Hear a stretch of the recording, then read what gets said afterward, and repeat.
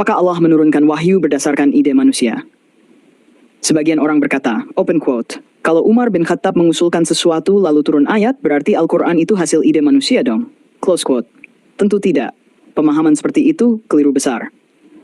Penjelasan, Umar bin Khattab radhiyallahu anhu memang pernah mengusulkan beberapa hal kepada Rasulullah SAW, dan kemudian Allah menurunkan wahyu yang sejalan dengan usulan itu. Bukan karena Umar yang menentukan wahyu, tapi karena Allah memang sudah berkehendak demikian sejak azali. Artinya, bukan ide manusia yang jadi Al-Quran, tetapi Allah menurunkan ayat di waktu dan keadaan yang sesuai hikmahnya. Contoh pertama, tentang perintah berjilbab dan menutup aurat.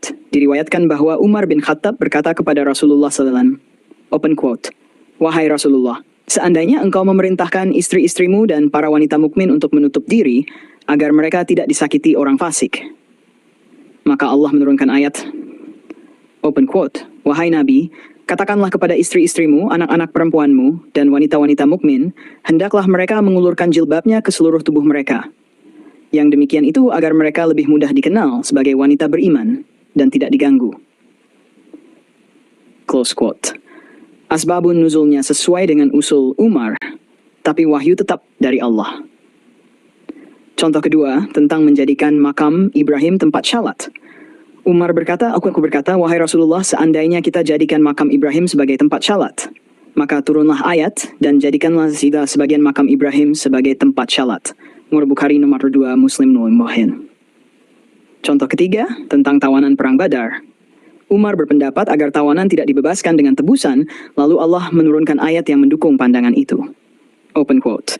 Tidak patut bagi seorang nabi mempunyai tawanan sebelum ia dapat melumpuhkan musuhnya di muka bumi. Muslim 45/1. Close quote. Karena itulah Umar dijuluki Al-Muhakat, orang yang pendapatnya sering bertepatan dengan wahyu. Namun, tetap harus ditekankan, Umar tidak menentukan wahyu, melainkan Allah menurunkan ayat yang sesuai dengan ilham dan hikmahnya.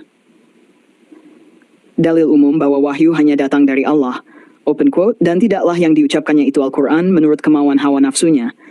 Itu tidak lain hanyalah wahyu yang diwahyukan. Close quote. Open quote, sesungguhnya kamilah yang menurunkan Al-Quran, dan sesungguhnya kami pula yang memeliharanya. Close quote. Al-Quran diturunkan bertahap selama 23 tahun, agar setiap ayat bisa langsung diamalkan sesuai kejadian.